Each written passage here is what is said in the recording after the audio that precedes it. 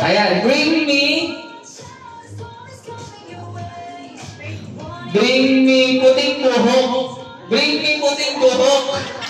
Bring me puting buhok. Wala. Sure na ba? O, sige, ito na lang. Madali. Ayun. Alam mo tayo mayroong puting buhok. Lapit ka na lang kay Ate Jo. Kunin mo yung prize mo. Okay, makinig na. Dito na sa akin ang tingin. Bring me wallet. Bring me wallet. Bring me wallet. Bibigyan ah.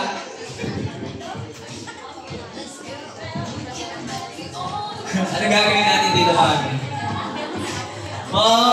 May mga 30-man pay na kayo ah. May mga 30-man pay na po ba lahat? Pagbibilang din yung nakita. Ay, yung mga nagbigay ng wallet, bigyan na lang kay Ate Jom ng prize po. Ayan. Sino pa? Ayan, thank you so much po.